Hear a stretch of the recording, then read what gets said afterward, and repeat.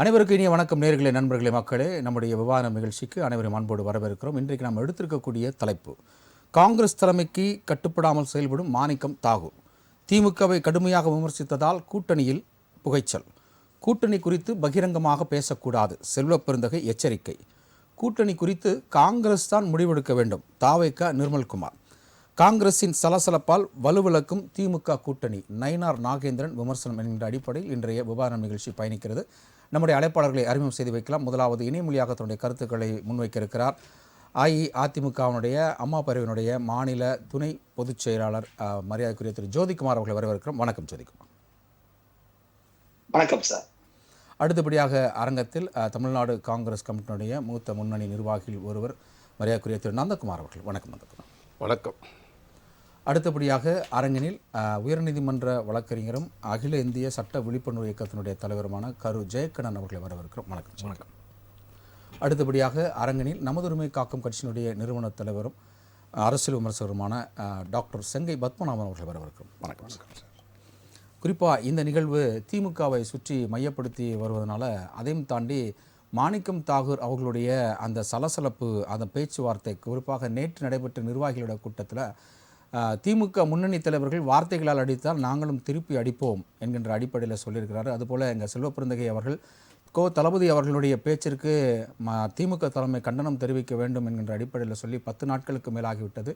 இவரே அவர்கள் எந்த விதமான ஒரு சின்ன ஒரு புள்ளி கூட வைக்கல. அதற்கு அவங்க பேச விட்டு வேடிக்கை பார்க்குறாங்க அப்படின்னு சொல்லிட்டு, ஏன் கூட்டணியில் மாநிலத்தில் மட்டும் தர மறுக்கிறாங்க, ஆனால் மத்தியில் கூட்டணி வைக்கும் போகும்போது அமைச்சர் சகாக்களுக்கு எங்களுக்கு வேணும்னு கேட்டு வாங்குறாங்க. அதனால் நம்ம கடந்த முறை கலைஞர் தலைமையில் திமுக மைனாரிட்டியாக இருந்த பொழுது நம்ம வெளியிலேருந்து ஆதரவு கொடுத்தோம், ஆனால் கூட்டணியில் நம்ம அதிகார பகிர்வு நம்ம கேட்கல, அந்த தவறை நம்ம செஞ்சிடக்கூடாது என்கின்ற அடிப்படையில் கருத்துக்களை முன்வைத்தார். அந்த கருத்துக்களால் இன்றைக்கு மிகப்பெரிய சலசலப்பு ஏற்பட்டிருக்கிறது. குறிப்பாக செல்வப்பெருந்தகை அவர்களிடம் பத்திரிகையாளர் இதே கேள்வியை முன்வைக்கும் பொழுது ஏற்கனவே காங்கிரஸினுடைய தலைமையாளர்கள் அவங்க சொல்லியிருக்காங்க, பொது வழியில் கூட்டணி குறித்து பேசக்கூடாதுன்னு. இதுபோன்று பேசியது கண்டிக்கத்தக்கது. நான் கார்கே அவர்களை சென்று பார்க்க போகிறேன், இது குறித்து நான் பேசுவேன் என்கின்ற அடிப்படையில் தன்னுடைய கருத்துக்களை முன்வைத்திருக்கிறார். இப்போது இன்றைக்கு மதுரையில் பிரதமர் அவர்களுடைய வருகைக்கு அந்த பந்தல் அடிக்கல் நாட்டு விழாவில் கலந்து கொண்டு பத்திரிகையாளர்களை சந்தித்த பிஜேபி மாநில தலைவர் நயினார் நாகேந்திரன் அவர்கள்ட்ட பத்திரிகையாளர் கேள்வி வைக்கிறாங்க. என்ன கேள்வி வைக்கிறாங்கன்னா, உங்கள் கூட்டணியோட திமுக கூட்டணி தானே மிகப்பெரிய எழுச்சியோடு இருக்குது, வலுவாக இருக்குது அப்படின்னு சொன்னோன்னே, நீங்கள் வேறு, அதாவது திமுக கூட்டணியில் காங்கிரஸ் எப்போ பிரியுமோ அப்படின்ற ஒரு சூழல் இருக்கிறது, நீங்களே பார்த்துருப்பீங்க, அங்கே மிகப்பெரிய சண்டை நடக்கிறது, அதிகார பகிர்வு சண்டை நடக்கிறது. ஸ்டாலின் இல்லைன்றாரு, காங்கிரஸ் வேணும்னு சொல்கிறாங்க.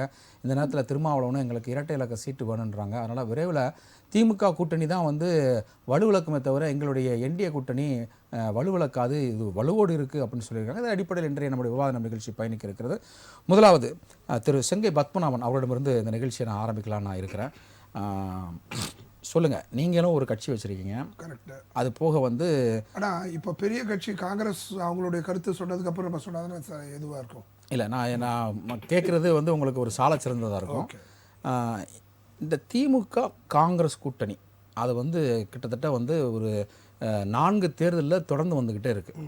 அதுக்கு முன்னாடி கூடாய் நட்பு கேடாய் முடியும் என்ற அடிப்படையில் டாக்டர் கலைஞர் அவர்களுடைய தலைமையில் இருக்கும்பொழுது அந்த கூட்டணி கட் பண்ணி விட்டாங்க. அப்போ மிகப்பெரிய சரிவை சந்தித்தது. இப்போது காங்கிரஸ் அந்த நேரத்தில் கூட்டணி விட்டு வெளியே போகிறதுனால திமுகவுக்கு தோல்வியா, இல்லை காங்கிரஸ் தொடர்ந்து திமுகவோடு பயணிச்சுட்டு இருக்கிறனால எம்எல்ஏ எம்பிகள் கிடைக்கிறனால திமுகவுக்கு காங்கிரஸுக்கு கிடைத்த வெற்றியா அப்படின்னு நம்ம 2 பிரிவாக நம்ம பார்க்கணும். இப்போது அந்த அதிகார போட்டி அதை தாண்டி 2ஆம் கட்ட தலைவர்களுடைய வார்த்தை போர், இதெல்லாம் எப்படி பார்க்குறீங்க? இது எதை காட்டுகிறது? இது உப்பை சாப்பிட்டவன் தண்ணி குடிக்கணும். ஆனால் திமுக உப்பை சாப்பிடும், ஆனால் தண்ணி குடிக்கிறது கூட்டணி கட்சியான பெரிய கட்சி காங்கிரஸ் கூட தண்ணி குடிக்கிறோம். அந்த மாதிரி போயிட்டு இருக்கு. தயவு செய்து இது மிகப்பெரிய ஒரு வாய்ப்பு. தமிழக மக்களுக்கு நன்மை செய்ய வேண்டும் என்று காங்கிரஸ் நினைத்தால் தாவேகாவை பயன்படுத்தி கொண்டு திமுகவை விட்டு வெளியில் தாவேகாவுடன் இணைந்தால் ஆட்சியில் பங்கு, துணை முதலமைச்சர் ஆகலாம், பல மந்திரிகளை பெறலாம், மக்களுக்கு மிகப்பெரிய அளவில் நன்மைகளை செய்ய ஒரு வாய்ப்பு. அப்போ 2026 தாவேகா காங்கிரஸ் இணைந்தால் வெற்றி பெற்று ஆட்சி அமைக்கும்னு சொல்றீங்களா?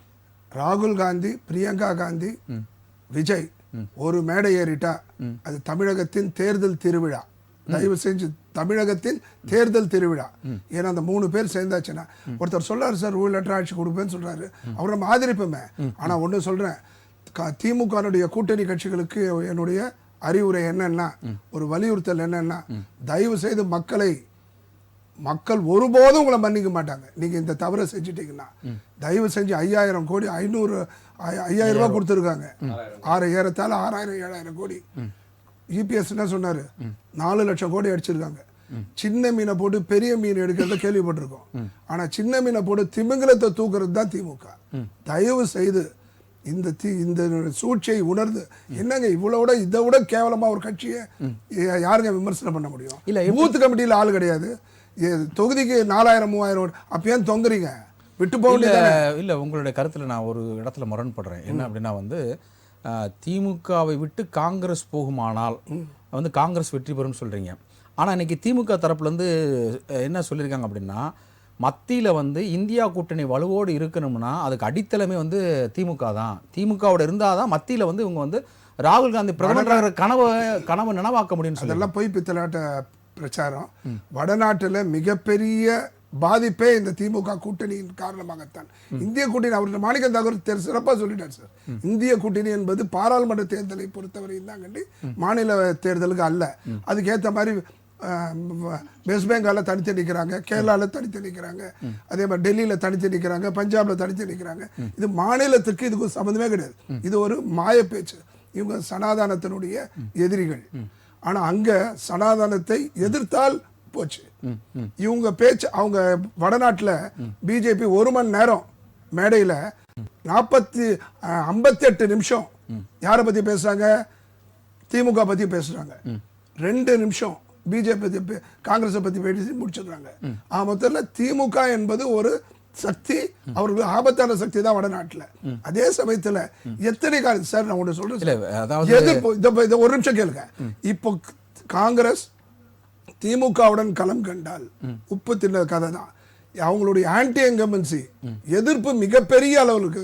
திமுக முழுகும் கப்பல், அந்த முழுகும் கப்பல்ல இவங்களும் முழுகிட கூடாது என்பதுதான் என்னுடைய வேண்டுகோள். ஓகே, நம்ம அரங்கத்தில் இருக்கக்கூடிய திரு ஜெயக்கண்ணன் உங்கள்கிட்ட கேட்குறேன். திமுக என்பது ஒரு மூழ்கும் கப்பல்.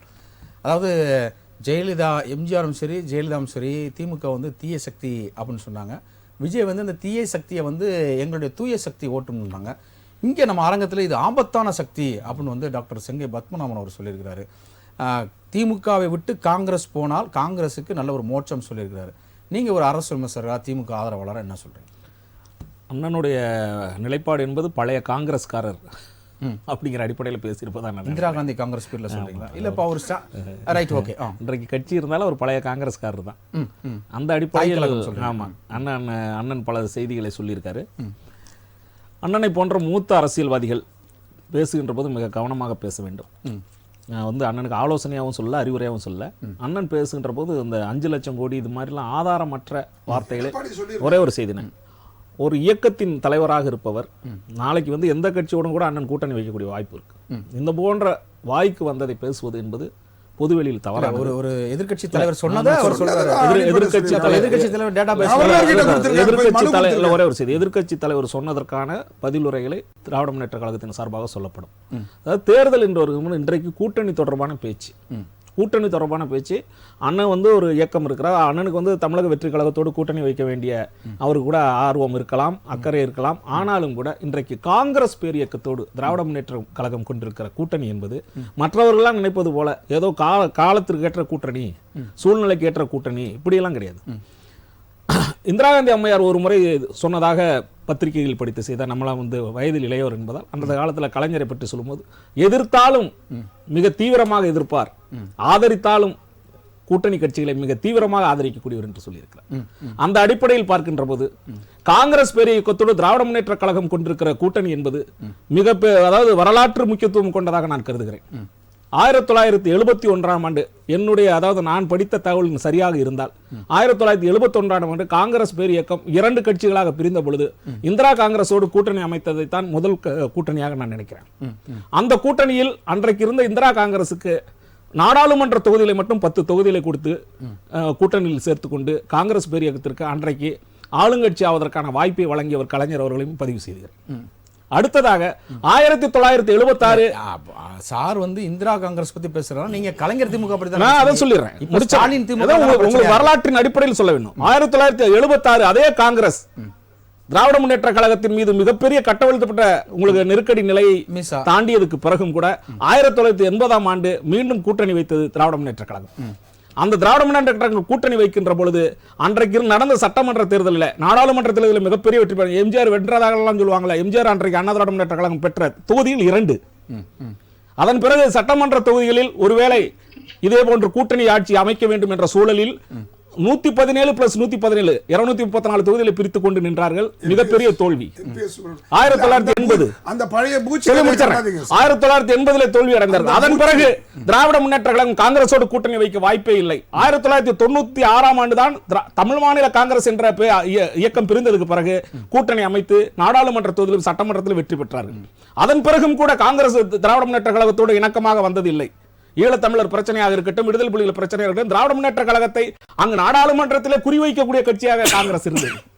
அதன் பிறகு நாட்டின் நலன் கருதி பாரதிய ஜனதா கட்சியோடு கருத்து வேறுபாடு ஏற்படுவது 2004ஆம் ஆண்டு தான் கலைஞர் அவர்கள் காங்கிரஸை மீண்டும் லைம்லைட் என்று சொல்லக்கூடிய அந்த மஞ்சள் வெளிச்சத்திற்கு கொண்டு வந்தார். 2004ஆம் ஆண்டு அன்றைக்கு காங்கிரஸ் பேரியக்கத்திற்கு வாய்ப்பே இல்லை என்ற சூழலில் தான் கலைஞர் அன்றைக்கு இந்தியாவின் திருமகளை வருக, இந்திராவின் மருமகளை வருக என்று சோனியாவிற்கு அந்த பிரதமர் வேட்பாளராக அன்றைக்கு அறிவிக்க சொல்லதான் அந்த வெற்றி சாத்தியமானது என்பது உண்மை. 2004 வெற்றி பெற்றார்கள், 2009 வெற்றி பெற்றார். அன்றைக்கு வந்து முழு மெஜாரிட்டியில் காங்கிரஸ் ஆட்சிக்கு வரவில்லை. கலைஞரை போன்ற மாநில தலைவர்கள் மிகப்பெரிய ஆளுமைகளோடு சேர்ந்ததால் கூட்டணி ஆட்சி தான் அமைக்கப்பட்டது. இன்றைக்கு போன்ற மாணிக்கந்தார்கள் வரலாறு தெரியாதவர்கள் பேசிவிட முடியாது. இல்ல மாணிக்கந்தார் வரலாறு சொல்லி இருக்கிறாரு, சொல்லி முடிச்சாரு. இல்ல 96 நம்முடைய ராஜ்நியூஸ் செய்தியின் மூலமா தான் இதெல்லாம் சொல்ல முடியும். இல்ல 96ல மைனாரிட்டி திமுக அரசாங்கத்தை அமைத்தவர் கலைஞர் ஐயா அவர்கள். சொல்லி முடிச்சறேன். அதற்கான அப்போ நாங்க விட்டுட்டோம், இல்ல பேஸ்மென்ட் விட்டுட்டோம். நான் பேஸ்மென்ட் சொல்லிறேன். 2004ஆம் ஆண்டு அமைக்கப்பட்ட அந்த கூட்டணி என்பது இந்தியாவே திரும்பி பார்க்கக்கூடிய அளவிற்கு மிகப்பெரிய வலுவான கூட்டணியாக அமைந்தது. பல்வேறு நலத்திட்டங்களை செய்வதற்கு காரணமாக இன்னும் சொல்ல போனால் கலைஞருக்கு துணை பிரதமர் உட்பட பல பதவிகளை தருவதற்கு சோனியா காந்தி முன் வந்தார். ஆனாலும் கூட கலைஞர் தமிழ்நாட்டின் நலன் கருதி அதை ஏற்கவில்லை. அந்த 2004ஆம் ஆண்டு வெற்றி பெற்றதுக்கு பிறகு 2006ஆம் ஆண்டு சட்டமன்ற தேர்தல் வருகின்ற பொழுது அன்றைக்கு அதே கூட்டணியை தொடர்கின்ற பொழுது பல்வேறு தொகுதிகளை உங்களுக்கு எல்லாருக்கும் சரியான முறையில் கொடுக்கும் பொழுது அன்றைக்கு திராவிட முன்னேற்ற கழகம் காங்கிரஸ் கொடுத்த தொகுதிகளில் 35 தொகுதியில் வெற்றி பெற்றார்கள். கலைஞர் எல்லாருமே சொல்றது போல 96 தொகுதியில், ஆமா 96 தொகுதி தான் வெற்றி பெற்றார்.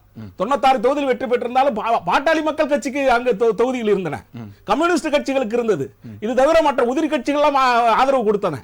அதையெல்லாம் வைத்து தான் இல்ல அதான் மன்னிக்க நான் மாத்தி சொல்றேன். 2006ல நீங்க ஆட்சி அமைக்கும் பொழுது அவங்க கூட்டணியில மட்டும் இருந்தாங்களே, ஆதரவு கொடுத்தாங்களே தவிர எந்த விதமான உடன்பாடும் இல்லை. இல்ல அதுதான் இப்ப சொல்றாங்க. அதான் சொல்றேன். எந்த அன்னைக்கு புதுச்சேரியில நீங்க தனியா ஆட்சி அமைச்சுக்கலாம், தமிழ்நாட்டில் தனிப்பட்ட முறையில் உங்களோட ஆதரவு. ஆனா அன்னைக்கும் கூட கலைஞர் மிக சாதுரியமாக சாமர்த்தியமாக காங்கிரஸ் பேரியக்கத்தினுடைய கூட்டணி ஆதரவு கடிதத்தை மட்டும் கொடுக்கல, பாட்டாளி மக்கள் கட்சி கடிதத்தையும் கொடுத்திருந்தார். கொடுத்திருந்தாங்க. கம்யூனிஸ்ட் கட்சிகள் ஆதரித்தன. இன்னொரு செய்தியை சொல்லிடுறேன். அன்றைக்கு ஒருவேளை காங்கிரஸ் கட்சிக்கு ஏதேனும் அமைச்சர் பதவி கொடுக்கலாம் என்ற சூழல் வந்த பொழுது எந்த கோஷ்டி கொடுப்பது, எந்த கோஷ்டி கொடுப்பது? இன்னும் சொல்ல அந்த அரசு இது சொல்லிடுறேன். திராவிட முன்னேற்ற கழகம் நிம்மதியாக ஆட்சி செய்து விட முடியுமா? காங்கிரஸ் போன்ற ஆட்களுக்கு அமைச்சர் பதவியை கொடுத்தா எந்த அரசு திட்டங்களையாவது காங்கிரஸ் அமைச்சர்கள் சொல்ல முடியுமா? பல கோஷ்டிகள். நீங்க யாருக்கு முதல்ல அமைச்சர் பதவி, அந்த பிரச்சனையில 5 வருஷம் முடிச்சிச்சு. ஒரு கட்சிக்குள்ள இருந்தது, அதையும் தாண்டி தான் அதிமுக கட்சி பேர எல்லா கட்சிகளிலும் கோஷ்டிகள் உண்டு. எல்லா கட்சிகளும் கோஷ்டி உண்டு. ஆனா கோஷ்டிகள் எல்லாம் சேர்ந்ததுதான் காங்கிரஸ்.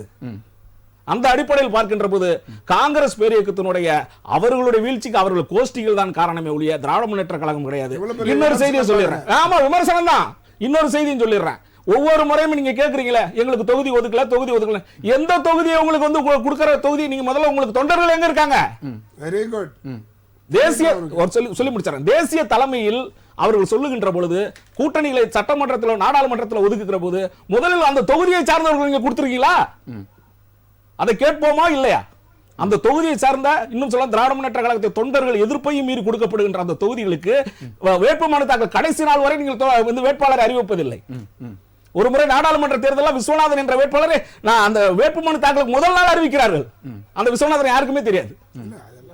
இல்ல, உங்களுக்கு சரி, தெரியும். ஒரே- okay, சொல்லி இல்ல, முடிச்சிடுறேன். அது அவங்க உட்கட்சி அது பிரச்சனை. உட்கட்சியா இருக்கட்டும், ஆனாலும் கூட தூக்கி சுமப்பது யாரு? திராவிட முன்னேற்ற கழகம் தானே. அதற்கான விமர்சனங்களை சரி, தூக்கி நம்ம சுமப்பது யாரு? விட்டுட்டு போங்க. ஏன் சொல்லி தொந்தரவு? முடிச்சிடுறேன். ஏன் இப்படியெல்லாம் விமர்சனத்துக்கு உட்பட்ட காங்கிரஸை திராவிட முன்னேற்ற கழகம் இணைத்துக் கொண்டு பயணிக்கிறது என்றால் ஒரே ஒரு புள்ளி, பாரதிய ஜனதா கட்சி என்ற அந்த தேசியத்திற்கு எதிரான கட்சியை எதிர்ப்பதற்கு எங்களுக்கு தேசிய தலைமையாக இருப்பது காங்கிரஸ். அந்த காரணத்தால் தான் இன்றைக்கு மாநிலத்திலும் அந்த கூட்டணி அமைக்க வேண்டிய கட்டாயம். அந்த கட்சியோடு நாங்கள் தொடர்ந்து பயணிக்க, அதற்காக கூட்டணி ஆட்சியில் இடம் கொடுத்துட முடியாது. சரி, ரைட், ஓகே, நம்ம தொடர்ந்து பேசலாம். அடுத்து இணையமொழியாக இணைந்திருக்கக்கூடிய அஇஅதிமுகவுடைய ஜோதிகுமார். அதாவது இன்றைக்கு வந்து பந்தல்கால் நடுவிழாவில் நயினார் நாகேந்திரன் அவர்கள் சொல்லியிருக்கிறார், எங்களுடைய என்டிஏ கூட்டணி தான் பலம் வாய்ந்திருக்கு, இந்தியா கூட்டணி அதுவும் திமுக தலைமையிலான மாநிலத்தில் இருக்க கூட்டணி வந்து வலுவிழந்துட்டு வருது அப்படின்ற ஒரு விஷயத்த சொல்லியிருக்கிறாரு. என்னோட கேள்வி என்ன அப்படின்னா வந்து என்டிஏ கூட்டணி, அதாவது தமிழகத்தில் அதிமுக தலைமையிலான என்டிஏ கூட்டணி உண்மையிலேயே வலுப்பெற்று இருக்கிறதா? வணக்கம் சார். வணக்கம். உலகெங்கும் இருக்கும் ராஜ் டிவி நேயர்களுக்கு மாலை நேரத்து வணக்கம். நீங்க கேட்ட கேள்வி வந்து நியாயமான கேள்விங்க. இப்போ இன்னைக்கு பந்தக்கால் நடுவிழால நயனார் நாகேந்திரன் அவர்கள் வந்து பேசும்போது தெளிவா சொன்னாரு, திமுக அரசானது ஆளுங்கட்சியாக இருந்தாலும் அண்ணா திராவிட முன்னேற்ற கழகத்தினுடைய என்டிஏ கூட்டணியை பார்த்து பயந்து போய் நடுங்கி போய் இருக்கிறார்கள். காரணம் என்னன்னா, அவர்களுக்கு அடுக்கடுக்காக கட்டிய பொய் முட்டைகள் எல்லாம் அவிழ்க்கப்பட்டது. இப்ப லாஸ்டா என்ன பண்ணாங்க, அண்ணா திராவிட முன்னேற்ற கழக பொதுச் செயலாளர் அண்ணன் எடப்பாடியார் அவர்களுடைய அந்த வியூகங்களுடைய முடிச்சுகளை அவிழ்க்க முடியாமல் திக்கி திணறிக் கொண்டிருக்கிறார். ஒரு பக்கம் கூட்டணியுடைய சுயமரியாதைகளை அவர்கள் வந்து அவமதிக்கிறார்கள். பாருங்க, பலமான கூட்டணி வந்து அவர்களுக்கு இருப்பது அங்க இருக்கிறது என்னன்னா வந்து விசிகவும் காங்கிரஸ் தான். இப்ப பாத்தீங்கன்னா அண்ணன் திருமாவளவன் அவர்களும் வந்து கூட்டணி வகிப்பதா இல்லை வந்து பிரிந்து செல்வதான் என்ற ஒரு சூழ்நிலையில் அங்க இருக்கிறாங்க. காங்கிரஸ் பாத்தீங்கன்னா அவர்களுடைய உரிமையை கேட்கிறாங்க. கொடுக்கறது கொடுக்காது உங்களுடைய மனதை பொறுத்து. நீங்க கொடுக்கறத எப்படியும் வந்து நீங்க கொடுக்க போறது இல்ல, அதாவது ஆட்சி அதிகாரத்துல பங்கு கொடுக்க போறது இல்ல, இவங்க கொடுக்க போறது கிடையாது, கொடுக்க மாட்டாங்க. அதே டைம்ல காங்கிரஸும் வந்து அங்க இருக்க போறது இல்ல. காங்கிரஸுக்கு என்னன்னா ஏதாவது இல்ல, திமுக கூட்டணியில காங்கிரஸ் இருக்கக்கூடாதுன்ற ஒரு முடிவை வந்து அதிமுக பலமா எடுத்திருக்க கையில. எப்படியாவது காங்கிரஸ் கூட்டணி வெளியே கொண்டு வந்துடணும். எங்களுக்கு என்னங்க இருக்கு, எங்களுக்கு அது அப்படியெல்லாம் ஒரு எண்ணமே கிடையாதுங்க. நாங்க பலமான கூட்டணியில இருக்குங்க. என்டிஏ கூட்டணின்றது மிகப்பெரிய பலமான பிஜேபி இன்னைக்கு வந்து அண்ணா திராவிட முன்னேற்ற கழகத்தை வந்து முன்னாடி எத்தனை பேர் இவங்க எல்லாம் வந்து கொச்சப்படுத்தி பேச, இதே வந்து திராவிட கட்சி தலைவர் வந்து ஸ்டாலின் அவர்கள் சொல்லிட்டு இருப்பார் அப்பப்போ, இப்ப அதிமுகவுக்கு வந்து பலமான கூட்டணிகள் இல்ல, அவர்களுக்கு வந்து பலம் இல்ல, அப்படி இப்படின்னு எல்லாம் பேசிட்டு இருந்தாரு. இப்ப அவரே பார்த்து பயந்துட்டா இருப்பாருங்களேன். காரணம் என்னன்னா, என்னுடைய கூட்டணி என்டிஏ கூட்டணியுடைய பலம் பாமக இங்க இருக்கு. இவர் பிரிஞ்சு போன வந்து அண்ணன் டிடிவி அண்ணன் உள்ள வந்துட்டாருங்க. ஒரு பக்கம் பாத்தீங்கன்னா இந்த பக்கம் வந்து பிஜேபி உள்ள வந்துட்டுதுங்க. இன்னும் சிறிய சிறிய கட்சிகள் எல்லாம் உள்ள வந்துட்டாங்க. எல்லாத்துக்கும் மேல அண்ணா திராவிட முன்னேற்ற கழகத்தினுடைய ஒட்டுமொத்த தொண்டர்களும் ஒருங்கிணைந்து வந்துட்டாங்க. ஒற்றை தலைமை ஆயிட்டது. இன்னைக்கு இந்த திராவிட மாடல் ஆட்சிய அண்ணன் சொல்ற போல தீய சக்தி கொண்ட இந்த திமுகவை 500 கோரிக்கைகளை சொல்லிட்டு 50 கோரிக்கைகளோட நிறைவேற்றாம இன்னைக்கு பாருங்க 60 மாசம் ஆகுதுங்க. இவங்க வந்து இப்போ கிட்டத்தட்ட வந்து ஒரு 57 மாசம் ஆயிட்டுதுங்க. இன்னும் வந்து 2 அமாவாசை கூட கிடையாதுங்க அவங்க போறதுக்கு, வெளியே போறதுக்கு. இந்த நேரத்துல பார்த்து மக்களுக்கு எவ்வளவு கொடுக்கணும், 60 மாசத்துல 60,000 கொடுத்துருக்கணும் மகளிர் உரிமை தொகை. ஆனா 24 மாசத்துக்கு முன்னாடிதான் அவங்க கொடுத்தாங்க. அப்படி பார்க்கும்போது 24,000 தான் கொடுத்துருப்பாங்க. ஒரு 3,000 ரூபாய் பொங்கலுக்கு கொடுத்தாங்க, 27,000 ரூபாய் ஆச்சுங்க. இன்னைக்கு எலெக்ஷன் நேரத்துல எலெக்ஷன் வியூகங்களை எங்க வந்து அதை கொடுத்துருவாங்கன்னு முன்கூட்டியே இவங்க ஒரு வியூகத்தை அமைக்க, இதுதாங்க திமுகவுடைய இந்த புத்திசாலித்தனம். யாருடைய காசை எடுத்து நீங்க மக்களுக்கு கொடுக்குறீங்க? நீங்க கொடுக்க வேண்டியது 60,000 ரூபாவை 24,000 ரூபாய் கொடுத்து 3,000 ரூபாய் பொங்கல் பரிசா கொடுத்துட்டு இப்போ ஒரு 5,000 ரூபாய் கொடுக்குறீங்க. இது பித்தலாட்ட வேலையா இல்லையா? எப்ப நீங்க கோடை காலத்தினுடைய சிறப்பு நிதியா கொடுத்திருக்கீங்க? நீங்க வந்து 5 ஆண்டு காலம் ஆகுது, இது வரைக்கும் யாரும் கோடை கால சிறப்பு நிதி கொடுத்துருக்கிறது நீங்க பாத்துருக்கீங்களா? இது பாருங்க, இதுதான் அததான் முதல்வர் என்ன சொல்றாருன்னா, நாங்க சொன்னதையும் செய்வோம் சொல்லாததையும் செய்வோம் அப்படின்றாரு. இன்னும் கூட செய்வாங்க, இன்னும் கூட சொல்லாத நிறைய விஷயங்கள் எல்லாம் இவங்க கொண்டு வராங்க. எங்களுக்கு தெரியும், நீங்க எத்தனை பித்தலாட்ட வேலைகள் செய்தாலும் மக்கள் எல்லோரும் தெளிவா இருக்காங்க.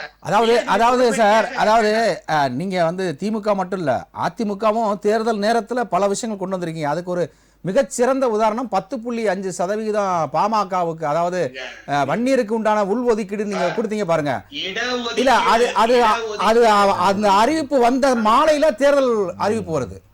அப்ப அது தேர்தலான நடவடிக்கை தானே சார்? இட ஒதுக்கீடுன்றது வந்து அது ஒரு வாக்குறுதிங்க சார். ஆனா இவங்க சொல்றது நிதி ஒதுக்கீடு. நிதி ஒதுக்க கூட கிடையாதுங்க. எந்த ஒரு முன் தகவலும் இல்ல சார். இல்ல, வன்னியர்களோட வன்னியர் இனத்தோடைய வாக்குகளை பெறுவதற்காக நீங்க அப்படி அறிவிச்சீங்க. ஆனா வந்து இவங்க வந்து காசு கொடுத்துட்டாங்க, எல்லாம் செட்டில்மெண்ட் பண்ணிட்டாங்க, அவங்ககிட்ட போய் அக்கௌண்ட்ல போய் சேர்ந்துருச்சு. ஆனா நீங்க போட்டது நிக்கலையே, இன்னைக்கு வரைக்கும் கேஸ் ஹியரிங் மக்களுக்கே வழங்கப்படுது.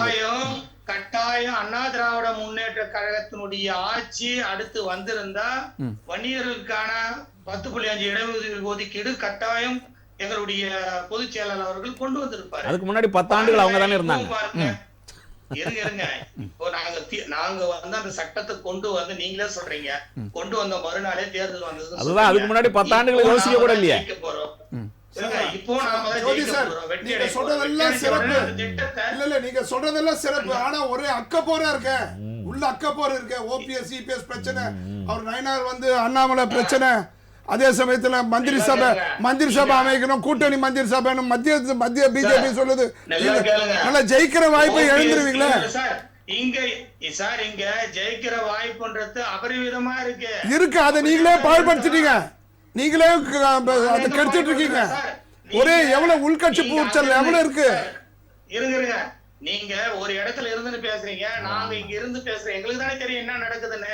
உங்களுக்கு என்ன தெரிய போகுது? இல்ல சார், உங்களுக்கு சார்பா தெரியும். இருங்க சார், கொஞ்சம் இருங்க. என்டிஏ கூட்டணி என்பது மிக பலமான ஒரு கூட்டணி, மாற்று கருத்தே இல்ல.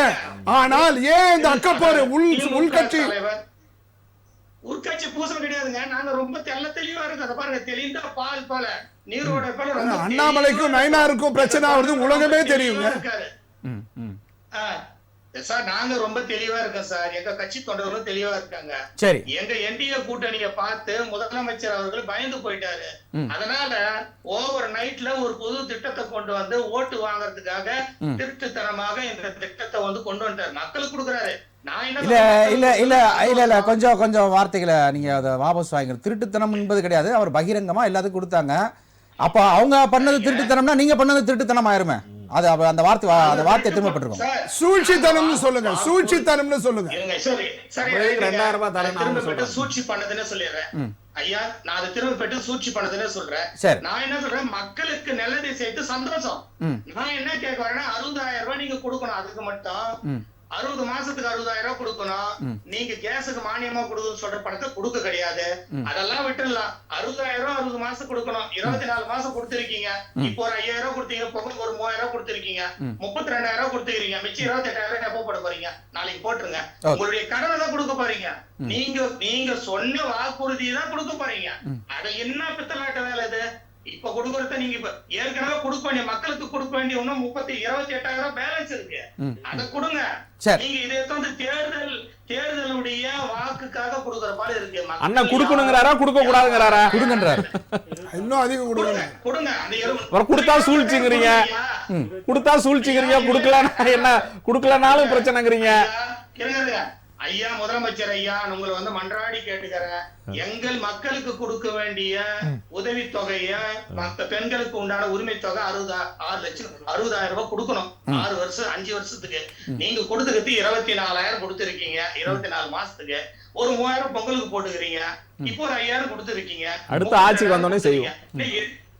இல்ல அடுத்த ஆட்சிக்கு வரது முன்னாடி கொடுத்துருங்க. இல்ல அடுத்த ஆட்சிக்கு வந்த உடனே இருக்கக்கூடிய பெண்டிங்கே நிறைவேற்றுவோம். உங்க முன்னாடியே நடக்கும். சொன்ன ஐயா, நீங்க வர போறது கிடையாது. அண்ணா அப்படி இல்லன்னா நீங்க ஏன்னா 2,000 ரூபாய் கொடுக்குறேன்னு சொல்றீங்க? அந்த உங்களுக்கு வாக்குறுதி ஏன் கொடுக்குறீங்க? நாங்க வர போறோங்க. ஏங்க அப்ப நாங்க என்ன இருக்கிற ஆளுங்க நாங்க கொடுக்குறோம்னு சொல்றது உங்களுக்கு தவறு, நீங்க வர போறோம்னு சொல்றது சரியா? ஐயா ஒரு எடுத்துக்காட்டு இருங்க ஐயா, ஒரு எடுத்துக்காட்டு சொல்றேன். புரட்சி தலைவர் அம்மா இருக்கும்போது தாய்க்கு தன்னம் கொடுத்தோம். மிதிவண்டி கொடுத்தோம், கணினி கொடுத்தோம், புரியுதுங்களா? பெண்களுக்கு வந்து இலவசமா எத்தனையோ திட்டங்களை வந்து தாலிக்கு தங்கம், படித்த பெண்களுக்கு வந்து அதாவது உதவி தொகைகள், எத்தனையோ திட்டம், அம்மா மடிய லேப், அதெல்லாம் கல்வி உதவி தொகையா கொடுத்துட்டு இருக்காங்கண்ணே. எத்தனையோ திட்டங்கள் கொடுத்தாலும் எங்களுடைய ஆட்சியில் விலைவாசி உயர்வு ஏறியதா? நீங்க பாருங்க, நாங்க இருக்கும் பொழுது 5 லட்சம் கோடி ரூபாய் மொத்தமாக சுதந்திர வாங்கத்திலிருந்து இன்னைக்கு வரைக்கும் 5 லட்சம் கோடி தான் வந்து தமிழ்நாட்டினுடைய கடன் சுமையா இருந்தது. நீங்க வந்து 10 லட்சம் கோடி ஆக்கிட்டீங்க. 10ஆயிரத்துக்கு நீங்க போறீங்க, சும்மா பேய் போகும்போது சும்மா போகாது சார். ஒரு பெரிய கழுத்துக்கு வந்து கிணத்துல போட்டு போகுமா? சும்மா போகாதான் பேய். சொல்லுவாங்க வில்லேஜ்ல, போற பேய் பிசாசு சும்மா போகும்போது கழுத்துக்கு போட்டு அது போல போகும்போது ஏன் அது போல 1 கோடி லட்சம் எடுத்து கடை வச்சுட்டு போனா நாங்க என்ன 1 லட்சம் கோடி கடை வச்சா எப்படியா நாங்க அந்த பிரச்சனை சால்வ் பண்றது? நீங்க அதாவது உங்களுடைய ஆட்சி காலத்துல 4.5 லட்சம் கோடி வச்சுட்டு போனீங்க. இப்ப திமுக ஆட்சி காலத்துல 9 லட்சம் கோடி இருக்கு. அவ்வளவுதான் வித்தியாசம். நாங்க வைக்கல சார், நான் சொல்றேன், நாங்க வச்சுட்டு இல்ல. சுதந்திர வாங்கதுல இருந்து மொத்தமா 5 லட்சம் கோடி தான் கடமைங்க. சரி, நம்ம தொடர்ந்து பேசலாம். நம்ம ஓகே தொடர்ந்து பேசலாம். நீங்க வச்சிருக்கீங்களா இல்லையா? ஓகே நம்ம தொடர்ந்து பேசலாம். அப்படியே இருங்க. அடுத்தபடியாக நம்முடைய அரங்கத்தில் இருக்கக்கூடிய தமிழ்நாடு காங்கிரஸ் கமிட்டியுடைய முன்னணி நிர்வாகி திரு நந்தகுமார். அதாவது இன்றைய டாபிக்னுடைய ஹைலைட்டே காங்கிரஸ் தான். ஏன்னா காங்கிரஸ் அப்படின்ட்டு வரும்பொழுது இந்த தேர்தல் நேரத்தில் காங்கிரஸுடைய பெயர் ரொம்ப அடிபடுகிறது. தேர்தல் முடிந்ததுக்கப்புறம் காங்கிரஸ் வந்து எங்கே இருக்குன்னே தெரியாமல் இப்படி அமைதியாக இருக்குது. அப்புறம் இந்த கூட்டணி பேச்சுவார்த்தை வரும்போது மட்டும் காங்கிரஸ் என்று அடிபடுகிறது. அதுக்கடுத்து உங்களுடைய தமிழகத்துக்கு தலைமை தாங்கக்கூடிய திமுக நடத்தக்கூடிய போராட்டங்களில் காங்கிரஸ் வந்து பெயர் இருக்கும். ஸோ இப்படி தான் காங்கிரஸ் வந்து தமிழ்நாட்டில் செயல்பட்டு இருக்கு. ஒரு வீரியமாக இல்லைன்னு நினச்சிக்கிட்டு இருக்க நேரத்தில் மாணிக்கம் தாகூர், ஜோதிமணி, பிரவீன்காந்த், இவங்கெல்லாம் வந்து பிரவீன் சக்கரவர்த்தி, இவர் இன்னொரு பேசி அவர் பிரவீன் சக்கரவர்த்தி போன்ற முன்னணி தலைவர் கூட சேர்த்துக்கலாம். எஸ் கார்த்திக் சிதம்பரம் அவர் கூட ஆட்சியில் பங்கு கொடுக்கறதுனால என்ன தவறு இருக்குது அப்படின்றலாம் கேட்டாங்க. ஸோ இப்போது காங்கிரஸினுடைய மூத்த தலைவர்கள், முன்னணி தலைவர்கள் எல்லாம் வந்து குரல் கொடுக்க ஆரம்பித்து விட்டார்கள். அப்போ கூட்டணியில் விரிசல் விழுந்திருக்கா? அனைவருக்கும் வணக்கம். அதாவது எங்களோட தமிழ்நாடு மாநில காங்கிரஸ் கட்சியின் தலைவர் திரு செல்வ பெருந்தகைக்கு வந்து கூட்டணி பற்றி பகிரங்கமாக எதுவும் வெளில பேசாதீங்க அப்படின்னு சொல்லியிருக்காரு. அதனால் அவர் பேச்சை மதிப்பு கொடுத்து நான் எதுவும் பகிரங்கமாக பேசல, பக்குவமாக பேசுகிறேன், தப்பாக எடுத்துக்காதீங்க யாரும். அதை முதல்ல சொல்லிக்கிட்டு அடுத்தது வந்து வர அவசரப்படாதீங்க. அடுத்தது வந்து அண்ணன் செங்கை பத்மநாபன் சொன்னார், நீங்கள் வந்து காங்கிரஸே வந்து ஏண்டா இந்த திமுக கூட இருக்கிறீங்க, அது மூழ்கிற கப்பல், அது மூழ்கிற கப்பல், அதில் வந்து நீங்கள் தப்பிச்சு தாவகா கூட போயிடுங்க அப்படின்னு சொன்னார். அப்போ சொல்லும் போது எனக்கு அந்த டைட்டானிக் படம் கிளைமேக்ஸாக ஞாபகம் வந்தது. கடைசியில் எல்லாம் அந்த கப்பலே 2ஆக உடஞ்சி எல்லாம் இறந்து கிடப்பாங்க. ஹீரோயின் மாத்திரம் ஒரு கட்ட மேலே மிதந்துருப்பா. அந்த ஹீரோயின் சாவனத்தோட ஒரு விசிலை பிடிங்கி கையில் கொடுத்து ஊதிக்கோ, முன்ன நீ காப்பாத்திக்கோன்னு சொல்லிட்டு போவாரு. அந்த விசில ஊதி ஊதி ஊதி கடைசியில் அந்த காப்பாத்துறாங்க வந்து அந்த பொண்ணை காப்பாத்தி கூட்டு போவாங்க. அந்த மாதிரி செங்கை பத்மநாபன் விசில் இருக்குதா எடுத்து ஊதுங்கடா சொல்றது உலகத்துக்கு எல்லாருக்கும் தெரிஞ்சிருக்கு.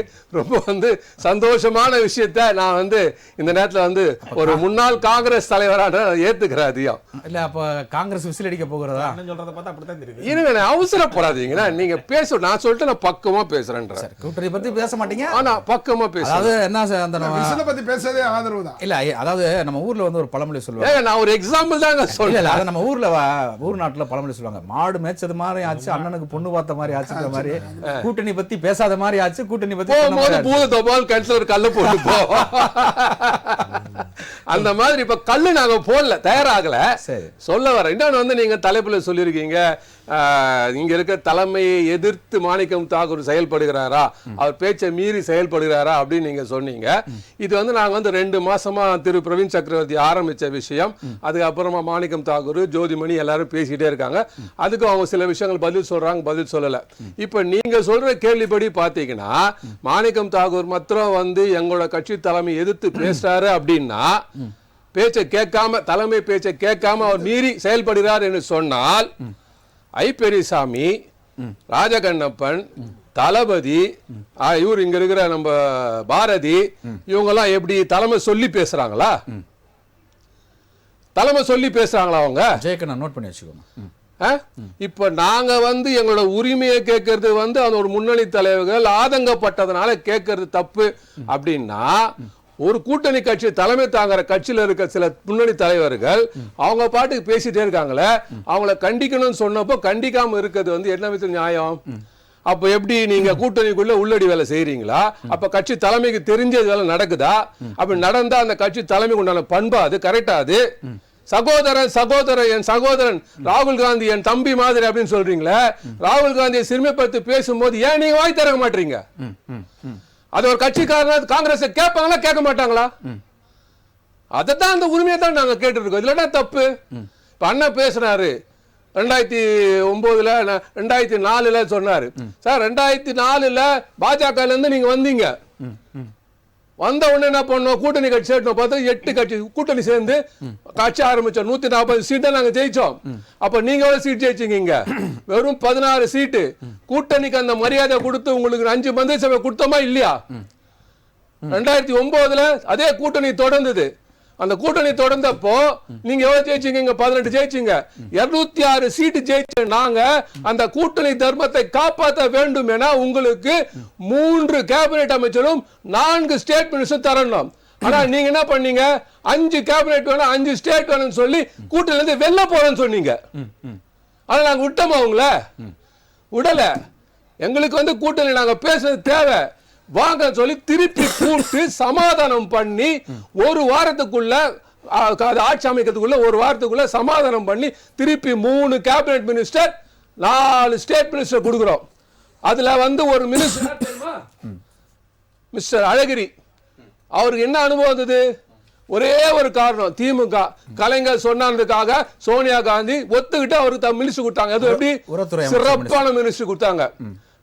இதெல்லாம் வந்து நாங்க செஞ்சிருக்கோம். எதுக்காக செஞ்சிருக்கோம்? கூட்டணி தர்மத்தை காப்பாற்ற வேண்டும். எனக்கு நீ தேவை, உனக்கு நான் தேவை. நீங்க என்ன சொன்னீங்க? அண்ணன் சொன்னார், இப்போ இங்க பாரதிய ஜனதா கட்சி உள்ள சேர்க்க கூடாதுன்னா காங்கிரஸ் தேவைன்னு. காங்கிரஸ் இல்லைன்னா இந்தியாவே இல்ல. அத புரிஞ்சுங்க நீங்க இல்ல. அப்ப அந்த காங்கிரஸ் மரியாதை நீங்க தரணுமா வேணாமா? மனசாட்சிப்படி நீங்க பேசணும். இல்ல எந்த இடத்துலயுமே வந்து கனிமொழியோ அது கூட்டணியின் உங்களுடைய கட்சி தலைவரான ஸ்டாலின் அவர்கள் எந்த இடத்தையுமே வந்து காங்கிரஸ் குறைச்சு பேசல. காங்கிரஸ் குறைச்சு பேச சார். ஆனா என்ன சொல்றாரு? கூட்டணி இங்க ஒத்து வராதுங்கிறாரு. ஒன்றாக சேர்ந்து வெல்லுவோம் சொல்றாரு. அதான் சார், சேர்ந்து வெல்லுவோம் சொல்றாரு. ஒன்றாக கூட்டணி சரியா வராது. கூட்டணி ஆட்சி இங்க ஒத்து வராதுங்கிறாரு. உங்களுக்கு ஒத்து வராது, எங்களுக்கு ஒத்து வரும். 2004 2009 நாங்க கூட்டணி ஆட்சி நடத்திருக்கோம். உங்களே சேர்த்து நடத்திருக்கோம். எங்க கிட்ட கொடுங்க அமைச்சரவைய. நீங்க வெளில ஆதரவு கொடுங்க, நாங்க நடத்தி காட்டுறோம்.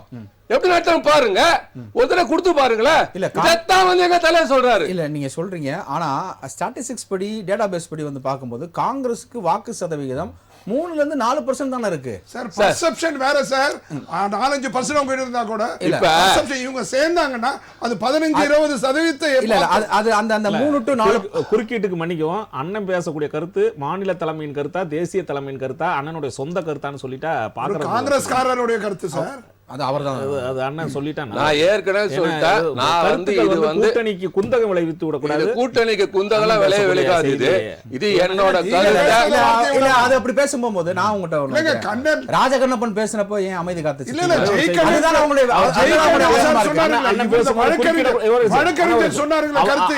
கருத்துக்கு குறுக்கிட்டா பேசக்கூடாதுன்னு இருந்தேன். காங்கிரஸ் பேர் இயக்கத்திலிருந்து யாராவது பேசும்போது பதில் சொல்லுகிறார்கள், அவ்வளவுதான். மற்றபடி தனிப்பட்ட முறையில் காங்கிரஸ் பதில் சொல்றதுக்கு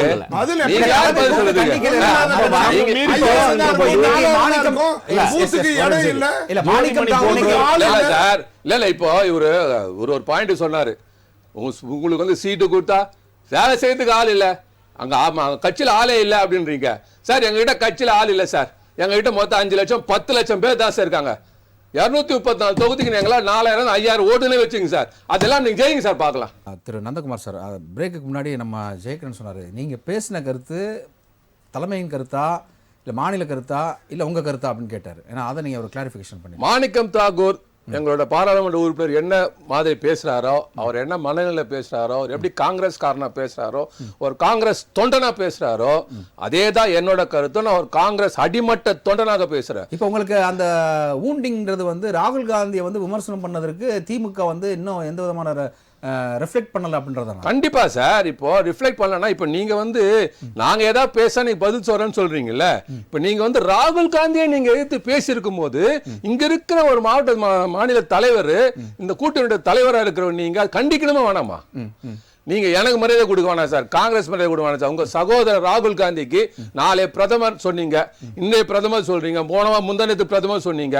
அப்படியாப்பட்ட பிரதமர் கேண்டிடேட்டுக்கு நீங்க மரியாதை கொடுக்கணுமா வேணாமா? நிச்சயமா அது கொடுக்கணும்னா நீங்க என்ன பண்ணணும், அட்லீஸ்ட் ஒரு கடிதமாவது நான் அவரை கண்டிச்சிருக்கிறேன், நான் இனிமேல் அவங்க பேச மாட்டாங்க, எதனால நான் பேசுறேன்னு சொல்லணும்ல. அப்படி இல்லை நீங்க அமைதி காக்குறீங்க, நீங்களே சொல்றீங்க. அமைதி காக்குறது என்னன்னா எப்படி அர்த்தம், இது எப்படி நாங்க எடுத்துக்கிறது? ஓகே, நம்ம தொடர்ந்து பேசணும். செங்கை பத்மநாபன், இப்போ எல்லாரும் பேசிட்டாங்க, உங்களுக்கு ஒரு கிளான்ஸ் கிடைச்சிருக்கும். இப்போ நான் உங்ககிட்ட வைக்கிற கேள்வி என்னன்னா, காங்கிரஸினுடைய உண்மையான மனவேதனையை வந்து இவங்க சொல்லியிருக்கிறாங்க. ஆமா, திமுகவோடு காங்கிரஸ் பயணித்தால்தான் காங்கிரஸும் வெற்றி பெறும் அப்படின்னு ஜெயக்கண்ணனும் சொல்லியிருக்கிறார். இப்போ சொல்லுங்க உங்களுடைய இல்ல அது உண்மை என்று சொன்னால் காங்கிரஸ் எல்லாரும் திமுக தேர்தலை சந்திக்கும் என்றால் இந்நேரம் அவங்க தேர்தல் பிரச்சாரத்தை ஆரம்பிச்சு தொகுதி அறிவிச்சுட்டு போயிட்டு இருக்கலாமே. காங்கிரஸ் இல்லாம அணுவும் நகராது, அது உங்களுக்கு தெரியும்.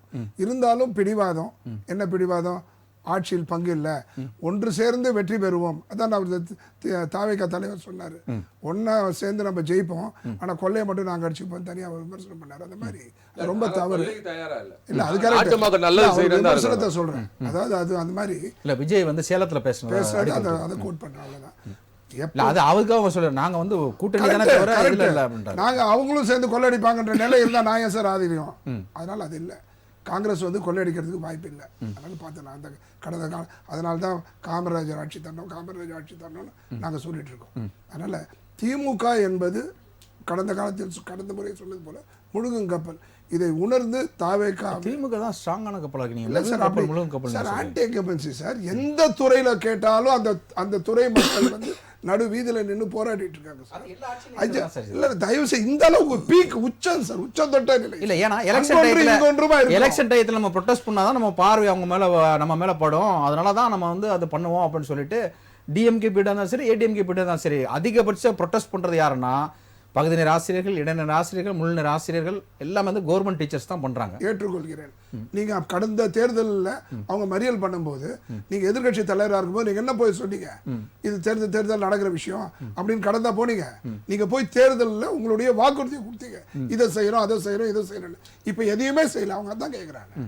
நாங்க போராடினோம், நீங்க அதை கடந்து போயிருந்தீங்கன்னா பிரச்சனை இல்லை, நீங்க வந்து எங்களுக்கு ஆதரவு தரேன் பண்றேன்னு சொன்னீங்க, ஆனா பண்ணல. ஒரே கையெழுத்துல நீட்டை எடுக்கிறேன்னு சொன்னீங்க, ஆனா அது எடுக்கல. கேட்டா காங்கிரஸ் ஆட்சி வந்தா நாங்க செய்வோம்னு சொல்றீங்க. காங்கிரஸ் அப்போ இது முல்லை பெரியார் கம்யூனிஸ்ட் கட்சி தானே, இந்திய கூட்டணி தானே, கர்நாடகாவில் காவேரி உங்க பிரச்சனை தானே, அதெல்லாம் நீங்க தீர்க்கல இல்லையா? அதனால கூட்டணிக்கு இதுக்கும் சம்பந்தம் கிடையாது. அந்த பிரச்சனை என்பது அது தனிப்பட்ட முறையில் எப்படி அணுகணுமோ அதை அணுகிதான் நீங்க தீர்வு காண. நீங்க கூட்டணி வைத்துக் கொண்டு சில இதை சாதிப்போம் என்று மழுப்புவது ஏற்புடையதல்ல. தயவு செய்து உங்களுடைய ஒற்றை நோக்கு, காங்கிரசுடைய ஒற்றை கட்சியினிடம் ஒற்றை என்னுடைய வேண்டுகோள், இது மிகப்பெரிய வாய்ப்பு. மாணிக் தாக்கூர் சொல்லியிருக்காரு பாருங்க, கடந்த முறை நாங்க விட்டு கொடுத்துட்டோம், இந்த தடவை விட்டு கொடுக்க மாட்டோம், காலம் மாறி போச்சு. அதனால தயவு செஞ்சு நீங்க வெளியில வந்து தாவேக்கா ஆதரிச்சீங்கன்னா மிகப்பெரிய அளவுல பழைய காமராஜர் காலத்து காங்கிரஸா வந்து எதிர்காலத்துல காங்கிரஸ் இல்லாத ஒரு தமிழக அரசியலை பேச முடியாது என்ற ஒரு நிலை ஏற்படுவதற்கு கடைசி வாய்ப்பு. அதை நீங்க உணர்ந்து தயவு செய்து நீங்கள் அனைவரும் ரைட். ஓகே, நீங்க சொல்றது ஓகே. இப்போ வந்து இந்திய தேசிய அளவில் கூட்டணிக்கு தேவைப்படும் பொழுது அதிக அளவு வந்து எம்பிகளை கொடுத்திருப்பது வந்து சவுத் இந்தியா தான். அது வந்து Tamil Nadu, Andhra, Kerala, Karnataka, Pondicherry south India. But நார்த்துன்னு போயிட்டீங்கன்னா பிஜேபியோட ஆதிக்கம் அதிகமாக இருக்கு. ஏன்னா வந்து பிஜேபி இந்த தடவை மைனாரிட்டியா வந்திருந்தாலும் சவுத் இந்தியாவில் தான் வந்து காங்கிரஸோடைய கை ஓங்கி இருக்கு. ஸோ அப்போ நேஷனலைஸ் பாலிடிக்ஸ்க்கு வரும்போது காங்கிரஸ் வந்து நமக்கு தேவைப்படுது. ஆனால் அதே நேரத்தில் ஸ்டேட் பாலிடிக்ஸ்னு வரும்போது அந்த தேசிய கட்சி வந்து உங்களுக்கு தேவைப்படாமல் ஒரு எக்ஸ்ட்ரா லக்கேஜ் அதை புரிஞ்சுக்கணும். அதை காங்கிரஸ் அந்த சிச்சுவேஷனை வந்து யார் உருவாக்குறா? இங்க இருக்க கூட்டணி கட்சி உருவாக்குதா இல்ல மேலிடம் உருவாக்குறாங்களா? மேலிடம் சார், இந்த இருக்க லோக்கல் பார்ட்டி தான் உருவாக்கிக்குது. எப்படின்னா வெஸ்ட் பெங்கால் என்ன ஆகுது, மம்தா பானர்ஜி வேண்டான்றாங்க காங்கிரஸ். கம்யூனிஸ்ட் கட்சி இது கேரளாவில் வந்து கம்யூனிஸ்ட் வேணான்னு சொல்லுது, டெல்லியில அரவிந்த் கெஜ்ரிவால் வேணான்னு சொல்றாரு, ஹரியானால அரவிந்த் கெஜ்ரிவால் வேணான்னு பஞ்சாப்ல. அதே மாதிரி இங்க வந்து என்ன பண்ணணும்னா திமுகவை இவர்கள் ஒதுக்கி வைத்து இவர்களுடைய கட்சி வளர்ச்சிக்கு இவங்க முக்கியத்துவம் தரணும். இது மிகப்பெரிய ஒரு வாய்ப்பு. இல்லன்னா 20-25 சீட்டு கொடுத்துட்டு அடுத்த பார்லிமெண்ட் தேர்தலில் 6-7 சீட்டு கொடுத்து உங்களை முடக்கிடுவாங்க. அப்ப நீங்க என்னதான் கூச்சல் போட்டாலும் பிரச்சனை பண்ணாலும் சரியா வராது.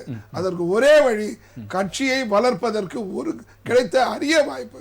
தாவேகுடன் இணைந்து 50-60 சீட்டுகளை பெற்று துணை முதல்வர் பதவியை அடைந்து பல மந்திரிகளை கொண்டு மக்களுக்கு சேவை செய்து காமராஜ் ஆட்சியை நினைவூட்ட வேண்டும் என்பதுதான் என்னுடைய வேண்டுகோள். ஓகே, சொல்லுங்க ஜெயகரன், கருத்தை நீங்க ஏத்துக்கிறீங்களா இல்ல முரண்படுறீங்களா? இல்ல கூட்டணி விட்டு காங்கிரஸ் போகும் நினைக்கிறீங்க? காங்கிரஸ் பேரியக்கத்திலிருந்து வந்தாலும் தனியாக கட்சி அமைத்திருந்தாலும் அப்துல் கலாம் அவர்களுடைய பொன்மொழிகளை நிறைய படிக்கிறவர் போல பல கனவுகளை காணுங்கள் காணுங்கள்னு காங்கிரஸுக்கு பல வழிகளை சொல்லியிருக்காரு. பல வழிகளை உங்கள் கனவை சொல்லுங்கள் தானே சொல்றாரு. அதாவது கடந்த பேட்டியில் அவர் சொன்னாரு, இது போன்ற கனவு கூட்டணி அண்ணன் சொல்வது போன்ற கனவுகளை காங்கிரஸும் நம்பாது, தமிழக வெற்றி கழகம் நம்பாது. ஒரே ஒரு வரி, ஒரே ஒரு புள்ளி, மாற்றம் தேவை. மாற்றம் என்பதுதான் 2026 தாரக சொல், தாரக மந்திரம். அதற்கு எல்லாரும் கட்டுப்பட்டே ஆகணும். மாற்றம் என்பது தேவை, மாற்றத்திற்கான தேர்தல். அந்த மாற்றத்தில் காங்கிரசும் தாவேக்கும் இணைந்தால் அது உலக அதிசயத்தை தரக்கூடிய அளவுக்கு ஒரு மாற்றத்தை தரும். சொல்லுங்க. நூற்றாண்டுகளை கடந்த காங்கிரஸ் பேரியக்கம் நேற்று முளைத்த தமிழக வெற்றி கழகத்தின் தலைமையை ஏற்று தேர்தலை சந்திப்பது என்பதும் அதில் அமைச்சரவையில் பங்கேற்பார்கள் என்பதும் துணை முதல்வர் ஏற்பார்கள் என்பதும் அண்ணனுடைய கனவாக இருக்கலாம், லட்சியமா இருக்கலாம். ஆனால் காங்கிரஸ் பேரியக்கம் அது போன்ற தவறை செய்யாது என்று நம்புகிறோம். ஆனா இந்த விஷயத்துல ஒரே ஒரு செய்தி நான் சொல்லி முடிச்சிடறேன்.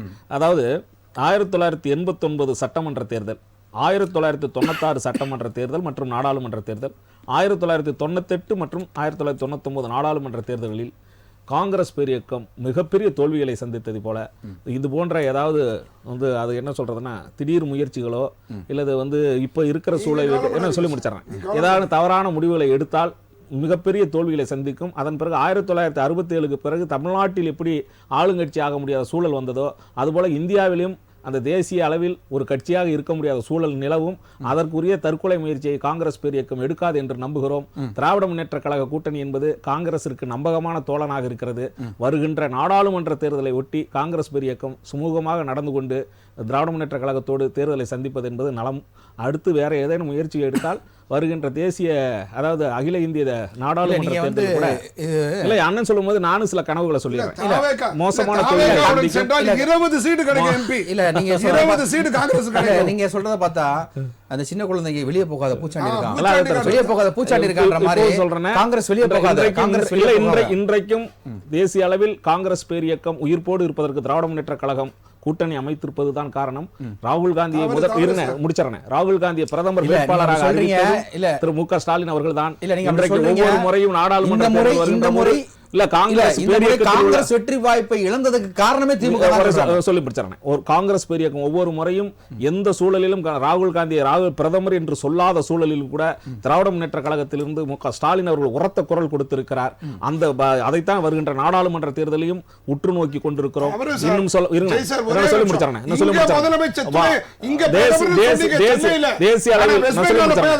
தேசிய அளவில் இந்துத்துவாவை கையில் எடுத்திருக்கிற பாரதிய ஜனதாவை எதிர்ப்பதற்கு திராவிட முன்னேற்ற கழகத்தினுடைய சமூக நீதி கொள்கைகளும் சனாதன எதிர்ப்பு கொள்கைகளுமே நிச்சயமாக நிற்கும். அந்த அடிப்படையே ஒரே ஒரு செய்தி சரிந்து போனது அப்படிலாம் சொல்லிட முடியாது. காங்கிரஸ் பேரியக்கத்திற்கு இல்ல மகாராஷ்டிரால பிரதமர் டெல்லியில அமித்ஷா பேசுறாரு, இதெல்லாம் பேசும்போது இந்துக்களுக்கு எதிரான கட்சி தான், அதனால அவங்க மாத்தி போட மாட்டாங்க, அதனால அவங்க மாத்தி போட மாட்டாங்க. சொல்லி முடிச்சறேன். நான் முடிச்சறேன். நாடாளுமன்ற தேர்தலை ஒட்டி காங்கிரஸ் சகோதரர் ஜெயகரன் இப்போ ஒரு 5 நிமிஷம் பேசினாரு. அதுல 24 தடவை காங்கிரஸ் காங்கிரஸ் காங்கிரஸ் காங்கிரஸ் மூச்சு விடாம காங்கிரஸ் பத்தி பேசுறாரு. உங்களுக்கு பேசுற தெரியும், உங்களுக்கு தெரிஞ்சது தொண்டனா திமுக ஆதரவா பேசுற உங்களுக்கு காங்கிரஸோட முக்கியத்துவம் தெரிஞ்சது. ஏன் சார் உங்க கட்சிக்கு தெரிய மாட்டேங்குது? கண்டிப்பா தெரியுது. நீங்க சொல்லுங்க போய் எங்க கிட்ட இங்க சொல்றதை விட ஆனா காங்கிரஸ் விட்டுறாதீங்கன்னா காங்கிரஸ் வச்சு நான் கேட்கறத கொடுங்கன்னு அங்க போய் சொல்லுங்க. அது சொல்ல நல்லது. கனிமொழி அவர்கள் சொல்றாங்க. ஆமா, அது அவங்களுக்கும் பொருத்தம் இல்ல. காங்கிரஸுக்கு என்று மரியாதை கண்டிப்பா கொடுக்கப்படும். திராவிட முன்னேற்ற கழக தலைவராகவும் கூட்டணி தலைவராக மு க ஸ்டாலின் சொல்லியிருக்கிறார். ஒரே செய்தினா அதாவது ரொம்ப சிம்பிளான கேள்வி. என்னோட சகோதரர் ராகுல் காந்தின்னு சொல்றாங்க. ஆனா இரண்டாம் கட்ட தலைவர் ராகுல் காந்தியை ஒருதலை பட்சமா விமர்சனம் பண்றாங்க. அதை ஏன் இங்க இருக்கிற ஸ்டாலின் சகோதரர் கண்டிக்கல அப்படின்னு ஒரே செய்தி. நான் ஏற்கனவே சொன்னது போல ஒவ்வொரு முறையும் திராவிட முன்னேற்ற கழக கூட்டணியில் குந்தகம் விளைக்கின்ற பேச்சுக்கு தான் திராவிட முன்னேற்ற கழகத்திலிருந்து பதில் சொல்கிறார்களே தவிர ராகுல் காந்தி என்றைக்கும் அவமரியாதையாக குறைவாக பேசியதில்லை.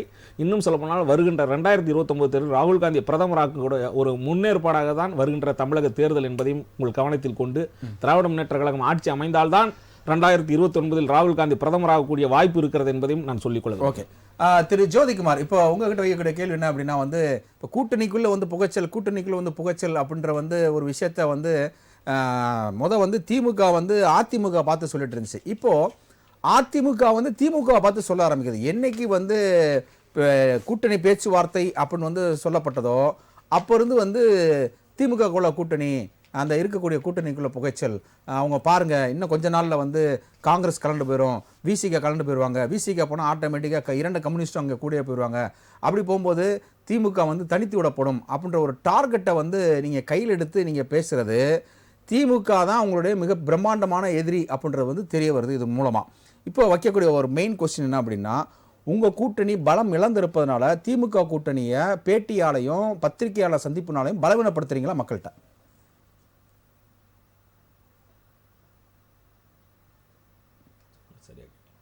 சார் அன்மியூட் பண்ணிக்கோங்க சார்.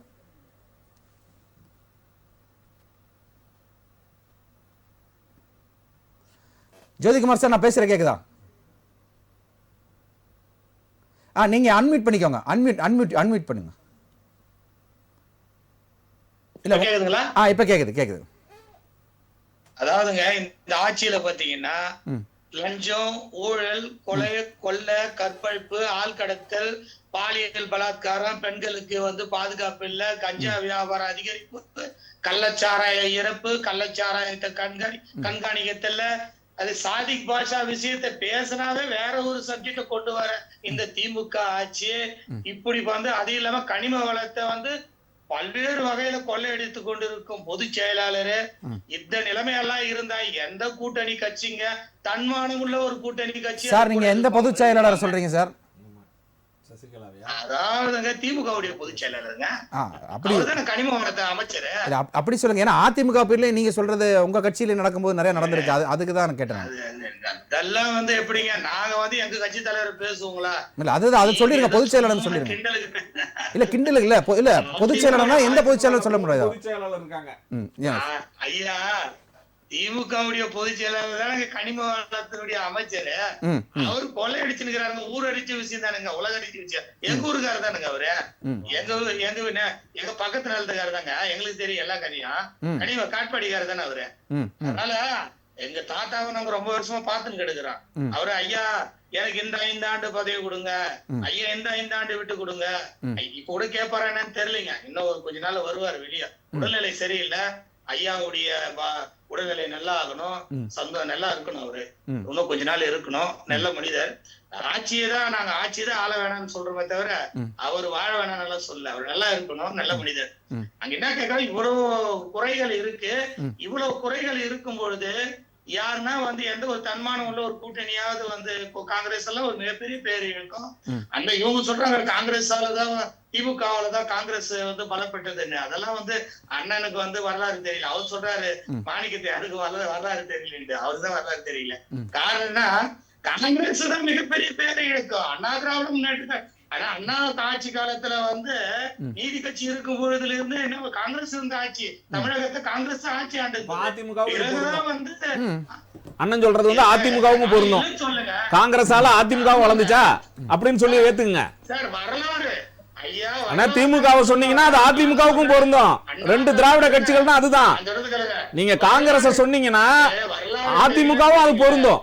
இருங்கண்ணே, வரலாறு தெரியலன்னு சொன்னீங்களா? வரலாற்றை சொல்றேன். வரலாறு காங்கிரஸ் அதாவது பேர் இயக்கம் ஏத்துக்கணும்.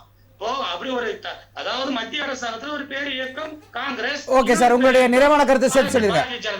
உங்களுடைய நிறைவான கருத்தை சேர்த்து சொல்லுங்க. எத்தனை பிரச்சனைகள் இருக்கிற ஒரு கட்சி கூட ஒரு தன்மானம் உள்ள ஒரு கூட்டணி கட்சி இருக்க கூடாதுன்னு நினைச்சுதான் காங்கிரஸ் வெளிநடப்பு பண்றாங்க. அவங்க எந்த கட்சி கூடனா போறாங்க, அது தனிப்பட்ட கருத்து நாம தலையிட கூடாது.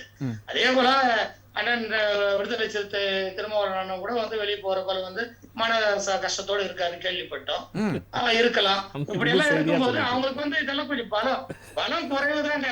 காரணம் என்னன்னா ஒரு ஆளா வந்து வடிவேல் பாப்பாரு, இதெல்லாம் அண்ணனோட பின்னாடி எதிர்பார்ப்பு. திரும்பி பார்த்தா ஒருத்த கூட இருக்க மாட்டான், பின்னாடி திரும்ப. அதனால அதை பாருங்க, துப்புரவு தொழிலாளருக்கு கொடுக்க பணம் இல்ல, பகுதி நேர ஆசிரியருக்கு கொடுக்க பணம் இல்ல, திடீர்னு எப்படி ஓவர் நைட்ல உங்களுக்கு வந்து 6,500 கோடி ரூபாய் வந்து 1,01,30,00,000 அட்டைக்கு உங்களால பணம் போட இல்ல ஆல்ரெடி முன்னாடி பதிவு பண்ணிட்டீங்க. நான் வந்து நிறைவான கருத்தை வந்து சொல்ல வரேன். இல்ல நான் நிறைவான கருத்தை எடுத்துட்டேன், நீங்க சொல்லிட்டீங்க, நமக்கு நேரம் இல்லை. நிறைவான கருத்துக்கு நன்றி. நிறைவான கருத்து மக்கள் தெளிவாக இருக்கிறார்கள். அண்ணா திராவிட முன்னேற்ற கழகம் 2026 சட்டமன்ற தேர்தலில் தனி பெரும்பான்மையுடன் வெற்றி அடைந்து நன்றி. அதாவது என்டிஏ கூட்டணி வலுப்பெறும். நன்றி. திரு செங்கை பத்மநாபன், உங்களுடைய கருத்து ஒரு சில வரிகள். திமுக கூட்டணி கட்சிகள் அனைத்தும் மக்கள் மன்னிக்க மாட்டாங்கன்ற அச்சத்தை மனதில் கொண்டு தயவு செய்து அனைவரும் முழுகும் கப்பலிருந்து வெளியேறி தாவேகா கட்சியுடன் இணைந்து தமிழகத்தில் ஒரு பொற்கால ஆட்சி அமைக்க வேண்டும் என்பதுதான் என்னுடைய வேண்டுகோள், வலியுறுத்தல். நன்றி. உங்களுடைய நிறைவான கருத்து திரு. தமிழ்நாட்டில் சமூக நீதியையும் மக்களுக்கான இடஒதுக்கீட்டு கொள்கையையும் நிரந்தரமாக நிற்க வேண்டும் என்றாலும் தேசிய அளவில் இந்துத்துவா எதிர்ப்பதற்கும் சனாதனத்தை எதிர்ப்பதற்கும் திராவிட முன்னேற்ற கழகமும் காங்கிரஸ் பேரியக்கத்தின் கூட்டணியும் தொடர வேண்டும் என்பதுதான் என்னுடைய கருத்து. அது மட்டுமல்ல, தமிழக மக்களின் கருத்தும் அதுதான். காங்கிரஸ் பேரியக்கம் அப்படி நீங்க சொல்றீங்க. ஆனா அந்த சினிமால ஒரு டயலாக் ஒண்ணு வரும், மாப்பிள்ள அவர் தான், அவர் போட்டிருக்க சட்டை என் சட்டை, அதாவது வந்து வெற்றி அவர் தான், அந்த வெற்றி திமுகனால வந்த வெற்றி சொல்றதுதான் காங்கிரஸ். அதாவது வெற்றி என்பது கூட்டணி என்று வருகின்ற போது அனைவருக்கும் பொதுவானதுதான். அதே நேரத்தில் அந்த ஓட்டு சதவீதத்தை வைத்து தான் முடிவு செய்யப்படுகிறது. கூட்டணிக்கான எந்த அவசரமும் இல்லை, கூட்டணி ஆட்சிக்கான தேவையும் இல்லை. தமிழ்நாட்டு மக்கள் எப்பவுமே ஒரே முடிவாக தனித்து ஆட்சி அமைப்பதற்கு தான் முயற்சி. அதுதான் தமிழ்நாட்டிற்கு சிறப்பான ஒரு மாற்றத்தை தந்திருக்கிறது.